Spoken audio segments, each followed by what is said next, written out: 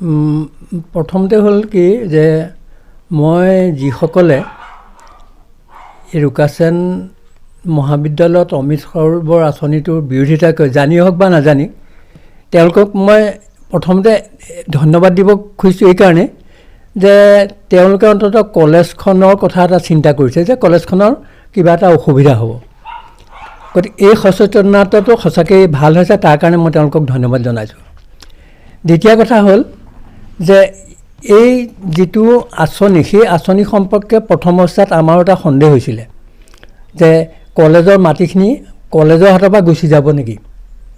কিন্তু যেতিয়া EM নিজে আহি তেখেতে লগতে এজন বিশেষজ্ঞ লৈ আহিছে, তেখেতে বুজাই দিছে আৰু কৈছে এইটো এটা কলেজৰ সম্পত্তি হ'ব আৰু গতিকে ইয়াত মানে কলেজখনৰ লোকচান নহয়। প্ৰথম অৱস্থাত যেতিয়া এই চৰকাৰৰ তৰফৰ পৰা এই অৰ্ডাৰটো আহিছিলে যে ইয়াত ৰুকাছেন মহাবিদ্যালয়ত অমৃত সৰোবৰ আঁচনি হেৰি হ'ব, গ্ৰহণ কৰা হৈছে, তেতিয়া প্ৰিন্সিপালে মোক মাতি পেলাই ক'লে যে ছাৰ এনেকুৱা এটা হেৰি আহিছে যে গভৰ্ণিং বডিৰ পৰা এটা ৰিপৰ্ট। মই তেতিয়া ক'লোঁ যে নহয়, গভৰ্ণিং বডিৰ ৰিপৰ্ট নহয়। এতিয়া কথা হৈছে যে যিহেতু যিখন গভৰ্ণিং বডিত মাত্ৰ আমি কেইজনমান সদস্য আছোঁ, গতিকে আমি তাতকৈ আমি এখন সাধাৰণ সভা পাতি দিওঁ, যিসকল মানুহ বিশেষকৈ এই কলেজখন পতাত জড়িত আছিল আমি তেওঁলোকৰ লগত আলোচনা কৰোঁ।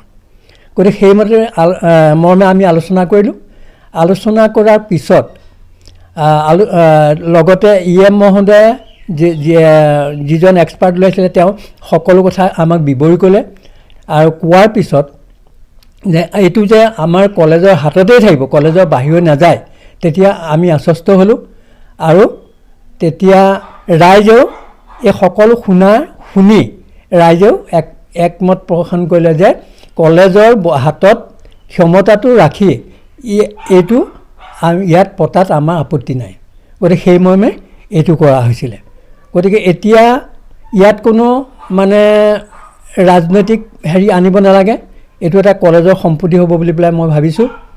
আৰু মই যিসকলে আজি বিৰোধিতা কৰিছে তেখেতসকলক মই এটাই অনুৰোধ কৰিব খোজোঁ যে তেখেতসকলে এতিয়া এটা লক্ষ্য কৰা উচিত যে এই যিটো হেৰি সৰোবৰ আঁচনি হৈছে এইটো প্ৰকৃত অৰ্থত যাতে এটা কলেজৰ এটা সম্পত্তি হিচাপে হয়, যাতে কণ্ট্ৰেক্টৰে আধা কাম কৰি এটা কলেজৰ এটা সম্পত্তি হিচাপে হয়, যাতে কণ্ট্ৰেক্টৰে আধা কাম কৰি পইচা লৈ যাতে গুচি যাব নোৱাৰে। তেনেকুৱা কাম আগতে হৈছে, গতিকে সেই কামটো যাতে নহয়। মই EMক কৈছোঁ যে আপুনি এইটো লক্ষ্য কৰিব যাতে এই কামটো সম্পূৰ্ণ হয়, আঁচনিটো যিমতে চৰকাৰ আঁচনি আছে সেইমতে যাতে আঁচনিটো হয়, সেইটো হ'ব লাগিব।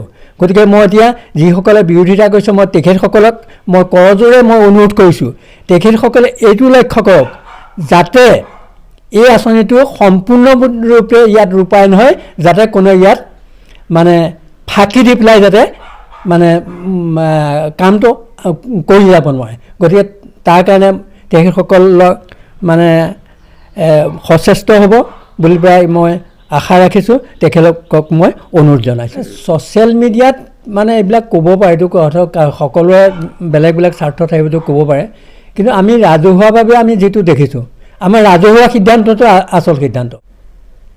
আমি ৰাইজখনে কি সিদ্ধান্ত লৈছোঁ। গতিকে এতিয়া মই এটাই অনুৰোধ ৰাইজৰ প্ৰতি যাতে কামটো সুকলমে হয়, ভালকৈ হৈ যাতে সকলোৱে ইয়াত সহযোগিতা কৰি যাতে এই যিটো আঁচনি এইটো সম্পূৰ্ণৰূপে ভাল ধৰণে এটা ৰুকাছেন কলেজৰ সম্পত্তি হিচাপে পৰিগণিত হয়। তেতিয়াতো মই কৈছোঁৱে যে